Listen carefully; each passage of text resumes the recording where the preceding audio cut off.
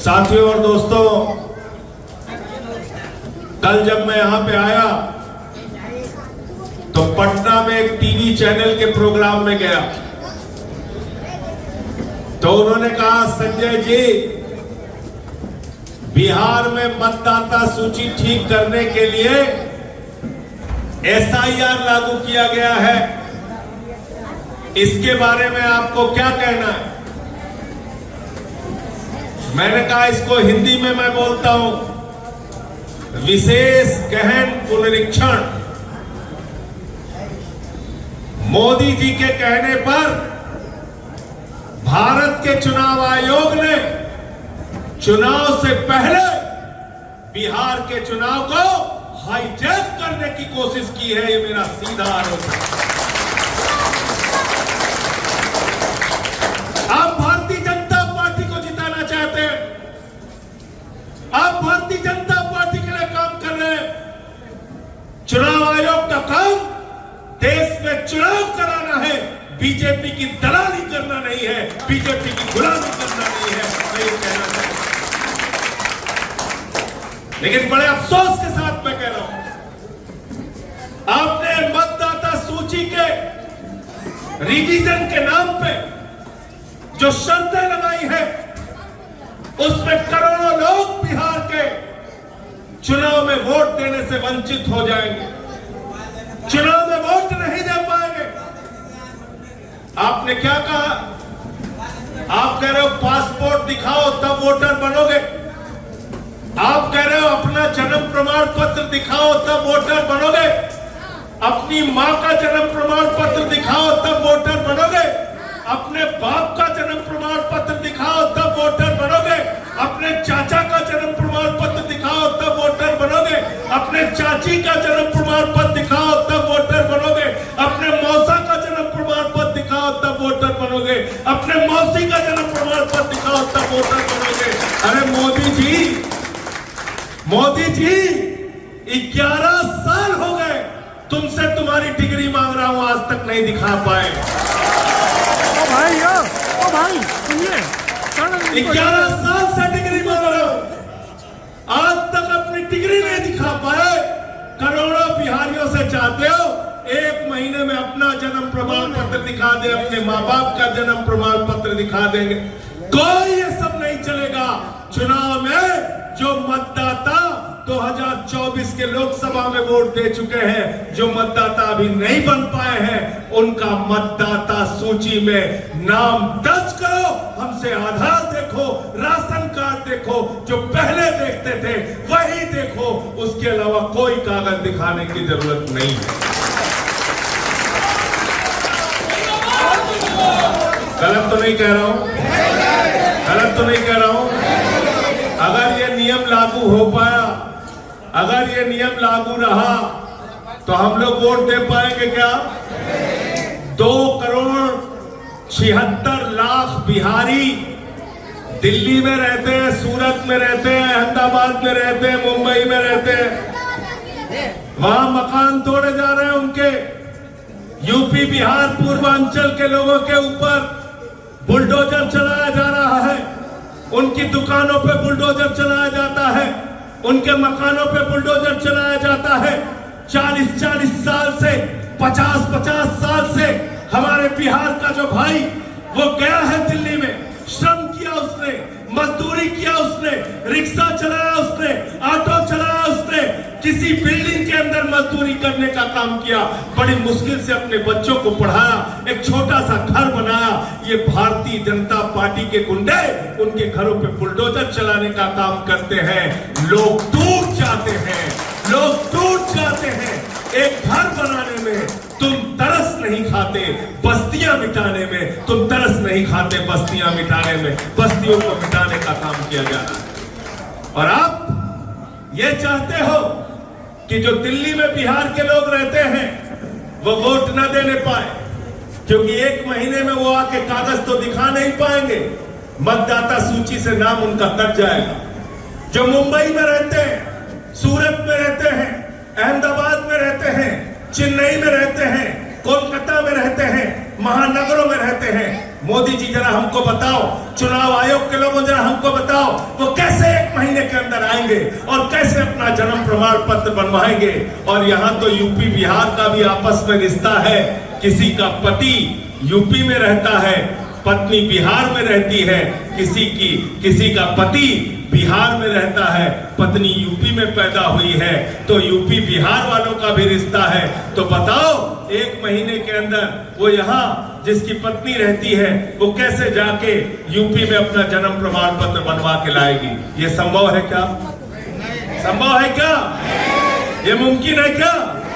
इसका मतलब साजिश के तहत आप सबका नाम काटना चाहते हैं, साजिश के तहत आप सबका नाम काटना चाहते हैं। और मैं अपने बारे में बता दूं, ये इतने बेईमान है भाजपाई, इन्होंने दिल्ली में मेरी पत्नी का नाम काट दिया, मेरी पत्नी का नाम काट दिया, मेरी पत्नी का नाम। मैंने पूछा चुनाव आयोग से कैसे इनका नाम काट दिया, बोले जी चेक कराते हैं, दिखवाते हैं कैसे नाम कट गया। और इस चुनाव आयोग के बारे में एक बात जान लेना, ये भारतीय जनता पार्टी का कार्यालय बन गया है, ये चुनाव आयोग का दफ्तर नहीं है, ये बीजेपी का दफ्तर है। हमारी तुम्हारी सुनवाई वहां नहीं होगी, इनसे लड़ना होगा, लड़ना होगा और लड़ना होगा।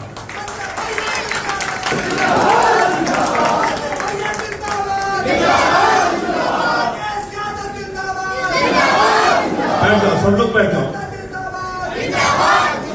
आपको पता है क्या किया दिल्ली में इन्होंने? दिल्ली में पता है क्या किया? मैं मतदाता सूची पे इसलिए बात कर रहा हूं क्योंकि इसी से सारा चुनाव का घपला होगा, याद रख लेना। अगर इस समय नहीं लड़े तो याद रखना चुनाव बिहार में चुनाव का कोई मतलब नहीं है। इसलिए आप लोगों से निवेदन है, अरे बैठ जाओ भाई, बैठ जाओ, आप लोग बैठ जाओ। तो इसलिए मैं दिल्ली के चुनाव के बारे में बताता हूं। दिल्ली के अंदर लोकसभा का चुनाव था, उसमें केंद्रीय मंत्रियों के घर में वोट बने हुए थे।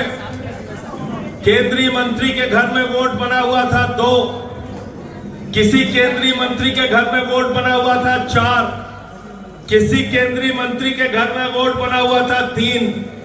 यानी लोकसभा का चुनाव 2024 में जब हुआ मई के महीने में, तो उस समय वोट था 2, 4, 3, 1 और 6 महीने के बाद 6 महीने के बाद जब दिल्ली विधानसभा का चुनाव हुआ तो मंत्री जी के घर में वोट हो गया 33, वोट हो गया 26, वोट हो गया 25, वोट हो गया 22, वोट हो गया 15। तो मैंने मोदी जी से कहा, मुसलमानों पे आबादी बढ़ाने का आरोप लगाते हो तुम लोग, 6-6 महीने में 33-33 लोग पैदा कर दे रहे हो, कहां से आ रहे? कहां से आ रहे? 6 महीने में 33 लोगों का परिवार बना लिया, 6 महीने में 33 लोग, 3 की जगह 33, 4 की जगह 26, ऐसे वोट बने। हमने चुनाव आयोग से शिकायत की, हमारी बात नहीं सुनी गई। पैसे बांटे गए, लोटा बांटा गया, साड़ी बांटी गई, जूता बांटा गया, जूता भी बांटा गया। मुझसे लोगों ने पूछा, पत्रकारों ने, जूता क्यों बांटा बीजेपी के नेताओं ने? मैंने कहा इनके कर्म ऐसे हैं, चुनाव के बाद जूते ही मारने पड़ेंगे, इसलिए पहले से जूता दे दे रहे, इसलिए पहले से जूता थमा रहे हैं। अभी क्या हो रहा है दिल्ली के अंदर? 4 महीने में जाके दिल्ली की हालत देख लेना। जिस केजरीवाल ने 10 साल तक दिल्ली के स्कूलों की फीस नहीं बढ़ने दी, 4 महीने में 80% स्कूलों की फीस बढ़ा दी गई। अब उनके माँ बाप चाहते हैं तो वहां बाउंसर लगा के उनको रोक दिया जाता है। छोटे छोटे बच्चे रोते हैं, बिलखते हैं, कहते हैं हमको स्कूल में पढ़ने दो। प्राइवेट स्कूल वाले गुंडों को लगा के उन बच्चों को रोक देते हैं। 4 महीने के अंदर 80% स्कूलों की फीस प्राइवेट स्कूलों में बढ़ गई। जो सरकारी स्कूल अरविंद केजरीवाल और आम आदमी पार्टी ने सुधारे थे, जहां आपके बच्चों को अच्छी शिक्षा मिल रही थी, आज वो सरकारी स्कूल बदहाली में पहुंच रहे हैं। आज दिल्ली के अंदर जहां 1 घंटे भी बिजली कटौती नहीं होती थी, 10 मिनट भी बिजली कटौती नहीं होती थी। 11 साल से दिल्ली में लोग भूल गए थे बिजली कटौती क्या होती है। 4 महीने के अंदर आज ये हालत भारतीय जनता पार्टी ने कर दी। 6 घंटे बिजली जाती है, 4 घंटे बिजली जाती है, कहीं कहीं 8 घंटे बिजली जाती है। दिल्ली के अंदर हमने कहा था लोगों से, गलती मत करना, बीजेपी वालों को वोट मत देना। ये निर्दयी लोग हैं, ये आपसे प्यार नहीं करते, ये गरीबों से नफरत करने का काम करते हैं। 4 महीनों के अंदर झुग्गियां तोड़ी गई, जिसमें यूपी के लोग रहते हैं, बिहार के लोग रहते हैं, पूर्वांचल के भाई रहते हैं, मद्रासी कैंप के लोग रहते हैं। पूरी दिल्ली को तहस नहस करने का काम किया गया, उनके ऊपर बुलडोजर चलाने का काम किया गया। मैंने पूछा ये कौन लोग हैं जिनका तुम घर तोड़ रहे हो, तुम्हें पता है? बोले हाँ पता है।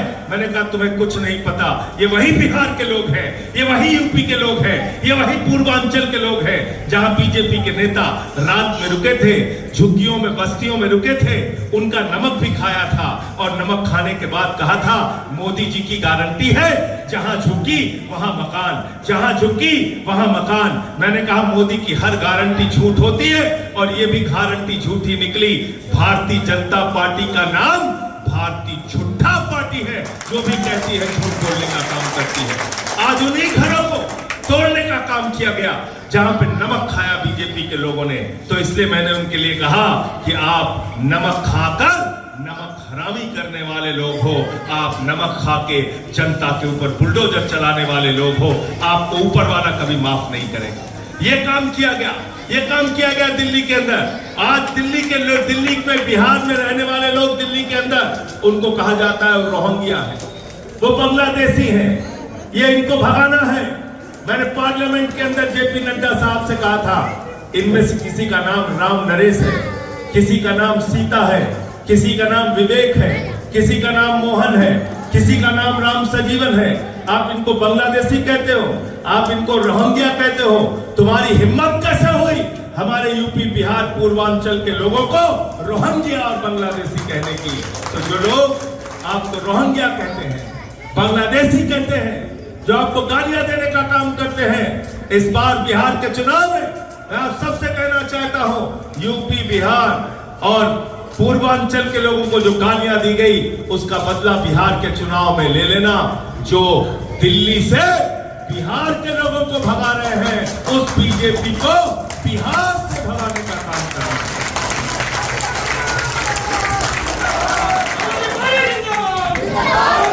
तैयार हो ना आप लोग? तैयार हो ना? और उसके लिए कोई आपको लाठी चलाने की जरूरत नहीं है, लाठी चलाने की जरूरत नहीं है, बंदूक गोली और पत्थर चलाने की जरूरत नहीं है। बाबा साहब डॉक्टर भीमराव अंबेडकर जी ने देश का संविधान बनाया तो उसमें लिखा राष्ट्रपति के वोट की भी गिनती 1 होगी और चपरासी की भी वोट की गिनती 1 होगी। वोट के मामले में प्रधानमंत्री हो चाहे किशनगंज में रहने वाला मजदूर हो, वोट के मामले में दोनों की ताकत बराबर है और चुनाव में इनकी जमानत जब्त करा के इनको वापस भेजना है। और ये बताना है कि तुम चाहे जितनी साजिशें कर लो, चाहे जितना जुर्म कर लो, चाहे हमारे वोट को काटने की जितनी कोशिश कर लो, चाहे हमारी नागरिकता पे जितना सवाल उठा लो, चाहे हमको जितनी गालियां दे दो, लेकिन जब चुनाव का मौका आएगा तो तुम्हारी जमानतें जब्त करके तुमको वापस भेजने का काम करेंगे। ये देश बाबा साहब डॉक्टर भीमराव अंबेडकर के संविधान से चलेगा, किसी मोदी और अमित शाह के फरमान से नहीं चलेगा। गलत तो नहीं कह रहा हूं। और आज हमेशा कोशिश की जा रही है इस सरकार के द्वारा संविधान को कुचलने की। 11 साल में हमने देखा जो कुछ भी मोदी जी कहते हैं झूठा साबित होता है। क्या बोला था आपसे? इतना पैसा लाएंगे, इतना काला धन लाएंगे, बोरे में लाद लाद के लाएंगे, हवाई जहाज से लेके आएंगे, बैलगाड़ी से लेके आएंगे, ट्रैक्टर से लेके आएंगे, इतना काला धन लाएंगे कि हर आदमी के खाते में कितना जमा हो जाएगा? सबको याद है, कोई भूला नहीं है। 15 लाख आ गए, 15 पैसे नहीं आए, 15 पैसे नहीं आए। अभी एक खबर निकली, इंतजार में है कि मोदी जी अभी एक खबर निकली कि काला धन स्विट्जरलैंड की बैंक में 3 गुना हो गया। कितना हो गया? पहले कितना दे रहे थे? अब कितना मांगना है? 45 लाख मिलेंगे नहीं मिलेंगे? मिलेंगे कि नहीं मिलेंगे? नहीं मिलेंगे। अरे पैसा देना तो दूर की बात है, जो हमारे घर में पैसा था उसको भी खाली करा दिया, नोटबंदी किया। हमारी माताएं बहनें यहाँ पे बैठी हैं, अपने पति से छिपा के 1500 की नोट इन्होंने घर के संदूक में रखी थी। बेटी की शादी होगी तो ये पैसा काम आएगा, घर का कोई छोटा सा आशियाना बनाना होगा तो ये पैसा काम आएगा, अरे कोई बीमार हो जाएगा तो ये पैसा काम आएगा। नरेंद्र मोदी जी ने कहा, माताओं और बहनों, ये जो 1500 की नोट तुमने रखी है यही काला धन है, लाइन में लग के इसको जमा कर। वो भी खाली करा लिया। इनके लिए बेईमान है गरीब आदमी, बेईमान है मजदूर आदमी, बेईमान है किसान आदमी, बेईमान है आम आदमी। इनके लिए नीरव मोदी जो 20,000 करोड़ का घोटाला करता है बैंक का, उसको ये विदेश भेजने का काम करते हैं। विजय माल्या 10,000 करोड़ रुपए की बैंकों में डकैती मारता है, उसको विदेश भेजने का काम करते हैं। ललित मोदी 3,000 करोड़ रुपए बैंकों का खाली करने का काम करता है, उसको ये विदेश भेज देते हैं। नितिन संदेशरा 6,000 करोड़ रुपए बैंकों का खाली करने का काम करता है, उसको ये विदेश भेज देते हैं। तो मैं पूछना चाहता हूं मोदी जी, अगर किशनगंज का एक मजदूर, एक नौजवान 20,000 रुपए बाकी रहता है तो उसको पकड़ के तहसील में बंद कर देते हो। तुम्हारे दोस्त नीरव मोदी जो 20,000 करोड़ लूट के यहाँ की बैंकों का गए हैं, उनका कॉलर पकड़ के हिंदुस्तान में वापस कब लाओगे, इसका जवाब दो। सिर्फ लाठी तुम्हारी गरीब के ऊपर चलती है, सिर्फ तुम्हारी गरीब के ऊपर लाठी चलती है। इनको किसी बात से मतलब नहीं, ना आपके बच्चों की शिक्षा से मतलब है, ना बिजली से मतलब है, न पानी से मतलब है। यहां पे आया तो बिजली कट गई, पता चला बिजली कट गई, तुरंत जनरेटर चलाना पड़ा। 6-6 घंटे 8-8 घंटे बिजली कटती है, महंगी बिजली हो गई है। अभी हमारे साथी आए थे कुछ मिलने, बोले यहाँ पे प्रीपेड मीटर लगा हुआ है, रोज 500 रुपए कट जाता है अपने आप, दूसरे दिन फिर मजदूरी करके गरीब आदमी को अपने बिजली का रिचार्ज करना पड़ता है तो उसकी बिजली चलती है। ये हालत कर दी है। बिजली का बिल चुकाने के लिए लोगों के पास पैसे नहीं है।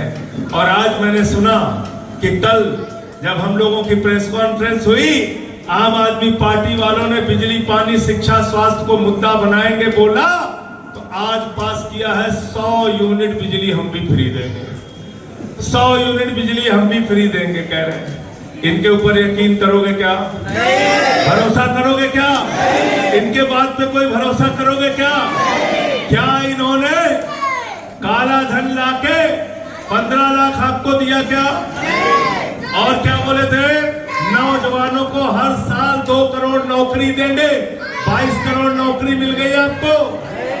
महंगाई कम करेंगे, कहने लगे 40 रुपए में डीजल मिलेगा, 50 रुपए में पेट्रोल मिलेगा। महंगाई कम हुई क्या देश में? नहीं हुई।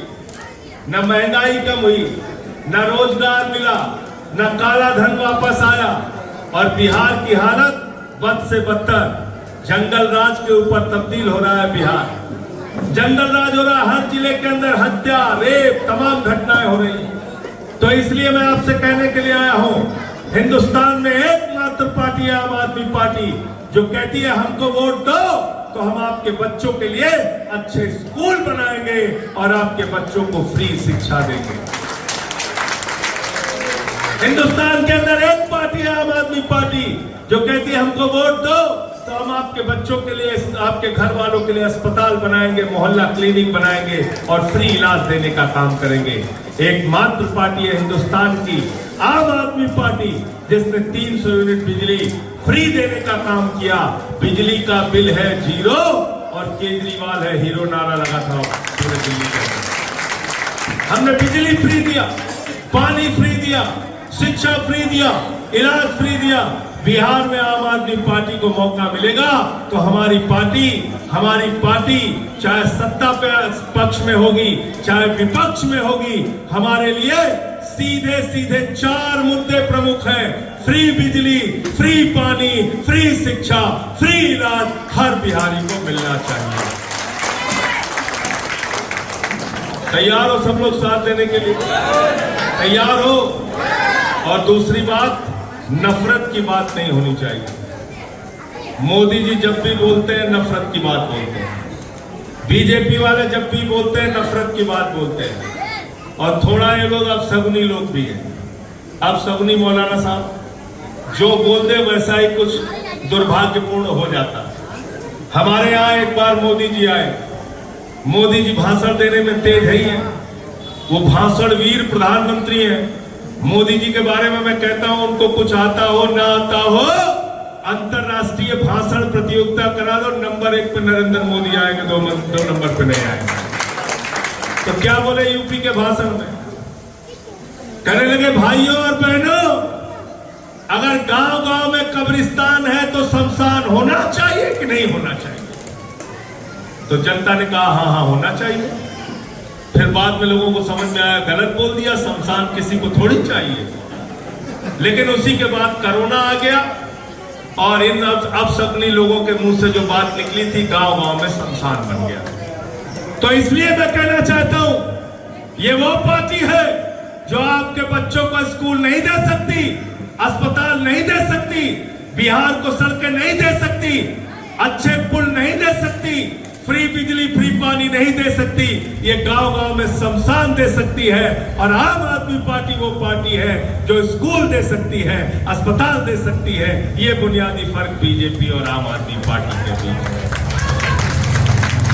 हमें शमशान नहीं चाहिए, हमें नफरत की राजनीति नहीं चाहिए, हमें हमारे बच्चों के लिए स्कूल अस्पताल चाहिए, हमें हमारे बच्चों के लिए स्कूल अस्पताल चाहिए। हमेशा कोई ना कोई नया मुद्दा लेके आ जाते हैं। मैं जेपीसी का मेंबर था, वक्फ कमेटी का, बहुत लंबी चर्चा चली। मौलाना साहब यहाँ पे बैठे हुए हैं, बहुत सारे लोग उस समय जेपीसी के सामने आए थे। मुझे अपने मुंह से बताने की जरूरत नहीं है, आप पूछ लेना। वक्फ के सवाल पर चाहे जेपीसी हो चाहे पार्लियामेंट हो, सरकार के आंखों में आंख डाल के हमने कहा था ये बिल्कुल गलत कर रहे हो, अन्याय कर रहे हो, अत्याचार कर रहे हो।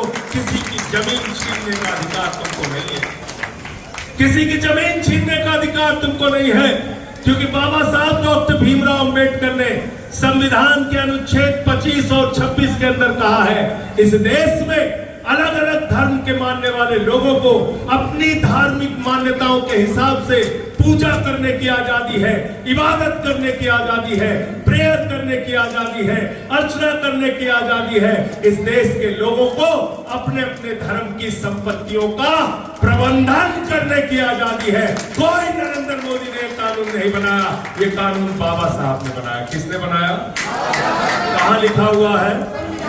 कहां लिखा हुआ है?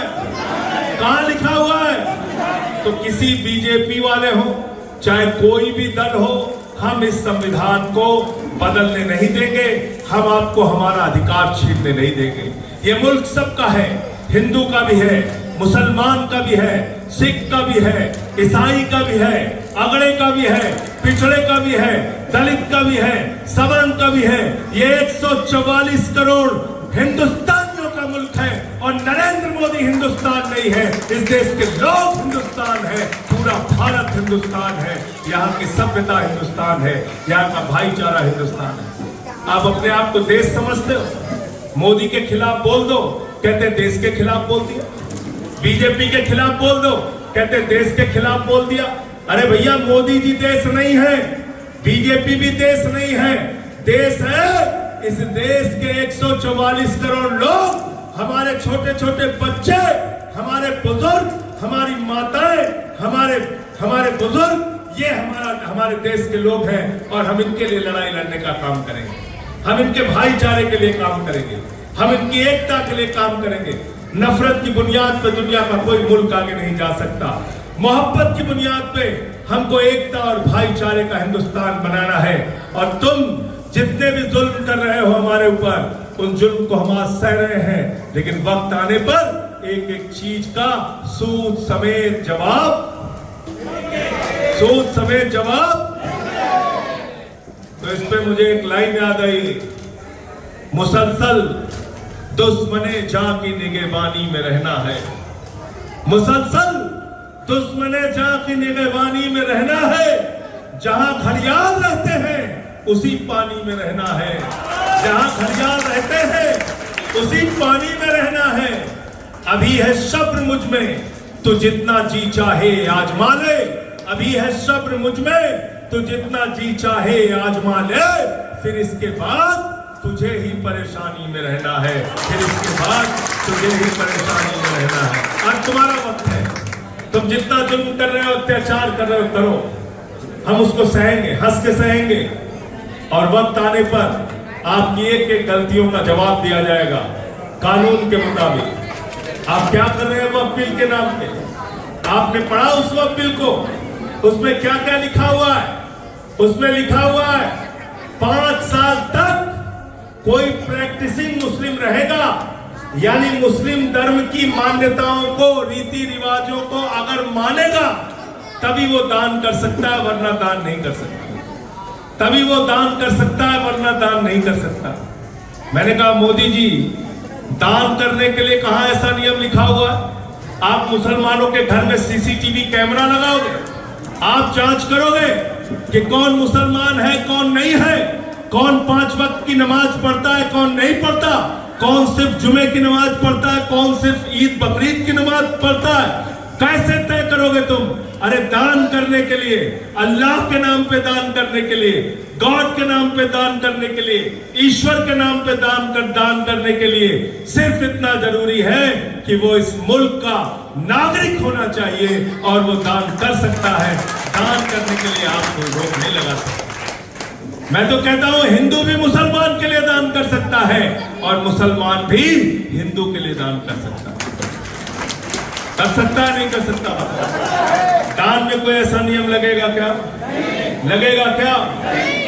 अब आप कह रहे हो हर एक चीज का इनको कागज चाहिए। जिनके खुद के कागज का पता नहीं है उनको हर एक चीज का कागज चाहिए। हर एक चीज का कागज चाहिए। कह रहे मस्जिद बनी 100 साल पहले, उसका कागज दिखाओ। इमाम बाड़ा बना 200 साल पहले, उसका कागज दिखाओ। मदरसा बना 50 साल पहले, उसका कागज दिखाओ। अरे भाई कहां से कागज लाएंगे?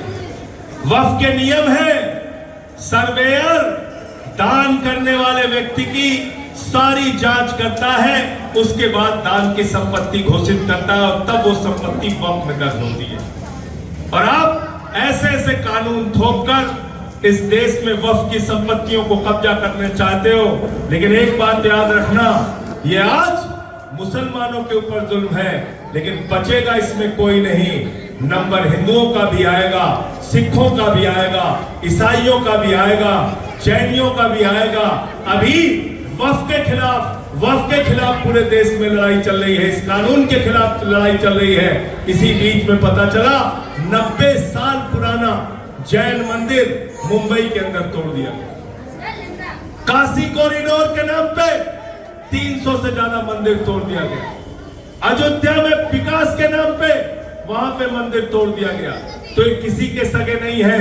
जहां अदानी अंकल को जमीन पसंद आ जाएगी, मोदी जी वो जमीन कब्जा करके खाली करा देंगे, चाहे मस्जिद की हो, चाहे मंदिर की हो, चाहे गुरुद्वारे की हो और चाहे चर्च की हो।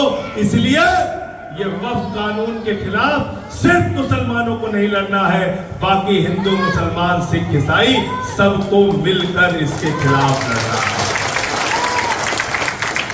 गलत तो नहीं कह रहा हूं, लेकिन इसी बात से तो मोदी जी परेशान हो जाते हैं। वो कहते हैं मौलाना साहब के बगल में राकेश यादव कैसे बैठे? ये तो गड़बड़ हो गया, ये तो नहीं होना चाहिए। अरे वो बिल के ऊपर संजय सिंह कैसे बोल रहे हैं?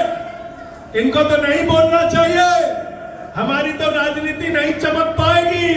अरे नरेंद्र मोदी जी, मैं आपको बता दूं, पार्लियामेंट में 96 वोट राज्यसभा में पड़े थे, सिर्फ 5-6 वोट मुसलमानों के पड़े थे, बाकी 90 वोट हिंदुओं के थे, सिखों के थे, ईसाइयों के थे। यह है हिंदुस्तान। 232 वोट लोकसभा में पड़े थे वक्फ के काले कानून के खिलाफ, उसमें सिर्फ 24 मुसलमान के थे, बाकी सारे के सारे वोट हिंदू के थे, सिख के थे, ईसाई के थे। ये इस बात को साबित करता है कि ये मुल्क सेकुलर था, सेकुलर है और सेकुलर ही रहेगा। इसको तुम तोड़ नहीं पाओगे, इसको तुम तोड़ नहीं पाओगे। और मैं अपने हिंदू भाइयों से भी कहना चाहता हूं, जेब तो तुम्हारी ज्यादा काटी जा रही, आबादी तुम्हारी ज्यादा है, महंगाई अगर देश में ज्यादा बढ़ेगी तो सबसे ज्यादा जेब हिंदू की काटी जाएगी कि मुसलमान की? भाई बोलो भाई। बेरोजगारी अगर सबसे ज्यादा बढ़ेगी तो बेरोजगारों की संख्या सबसे ज्यादा हिंदुओं की बढ़ेगी कि मुसलमानों की? अगर किसान बदहाल होगा, आत्महत्या करने को मजबूर होगा, तो सबसे ज्यादा बदहाली हिंदुओं को झेलनी पड़ेगी कि मुसलमानों को? अगर महंगाई आसमान पे जाएगी तो उस महंगाई की सबसे ज्यादा मार हिंदुओं को झेलनी पड़ेगी कि मुसलमानों को? बताइए।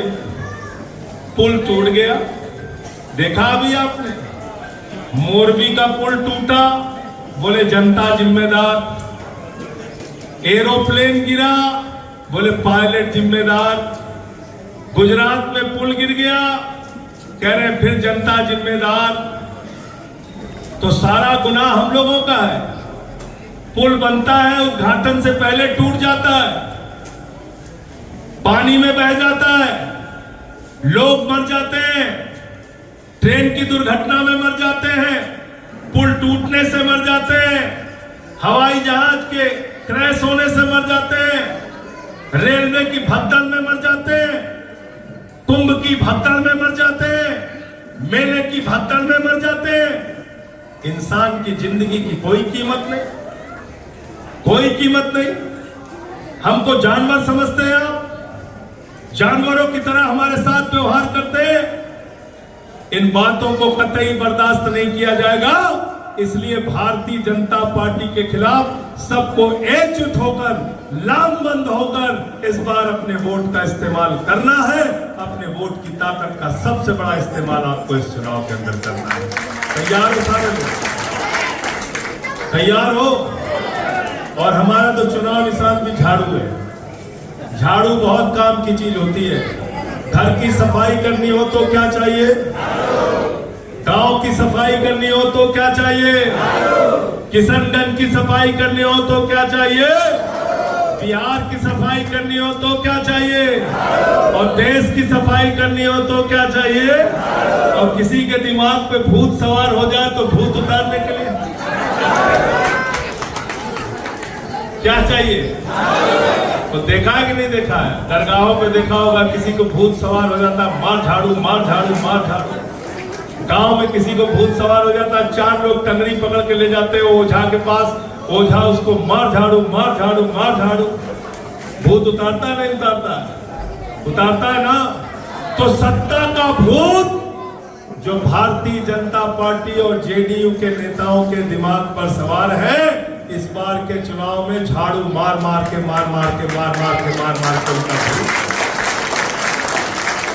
उतारना है कि नहीं उतारना? और देखिए, नीतीश कुमार जी ने जो काम किया वो अच्छा नहीं किया। अच्छा किया क्या? अगर लोकसभा में 7 होते तो भारतीय जनता पार्टी का बोरिया बिस्तर बन जाता कि नहीं बन जाता? बन जाता कि नहीं बन जाता? वापस चले जाते कि नहीं चले जाते? देश का कल्याण हो जाता कि नहीं हो जाता? बिहार का कल्याण हो जाता कि नहीं हो जाता? उस समय इन्होंने धोखा दिया।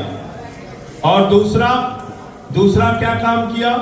वक्फ के समय में हमने जेडीयू के नेताओं से कहा, बार बार कहा, ऐसा काम मत करो। चिराग पासवान के पास संदेश भेजा, ऐसा काम मत करो, इस बार इकट्ठा हो जाओ और इस वक्फ बिल में अगर आप लोग साथ आ जाएंगे तो भारतीय जनता पार्टी इस वक्फ बिल को पास नहीं कर पाएगी। उस समय भी धोखा दिया। तो जिन लोगों ने आपको धोखा दिया उनको सबक सिखाना नहीं सिखाना? हाथ उठा के बताइए, सिखाना नहीं सिखाना है? सबक सिखाना है नहीं सिखाना है? अगर सबक सिखाना है तो उसकी सबसे बड़ी ताकत वोट की ताकत होती है। वोट की ताकत होती है। हमको मिलजुल के काम करना है। जो लोग आपकी देशभक्ति पे सवाल उठाते हैं उनको भी बताना है। और इस बार बहुत अच्छा काम हिंदुस्तान के मुसलमानों ने किया। पहलगाम की घटना के बाद चाहे कश्मीर का मुसलमान हो, चाहे किशनगंज का मुसलमान हो, चाहे यूपी का मुसलमान हो, चाहे बिहार का मुसलमान हो, चाहे हिंदुस्तान का मुसलमान हो, सबने सड़कों पे निकल कर कहा हम आतंकवाद के खिलाफ है, पाकिस्तान को घुस के मारो, घुस के लड़ाई लड़ो। इसके लिए मैं आप सबको बधाई देना चाहता हूं।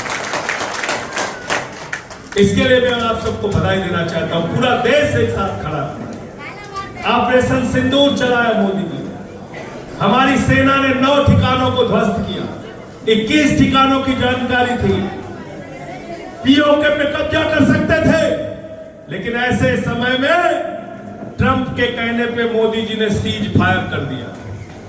सीज फायर कर दिया। 144 करोड़ लोगों का मुल्क और उसके देश का फैसला, उसके भविष्य का फैसला अमेरिका में बैठ के अमेरिका के राष्ट्रपति ने लिया।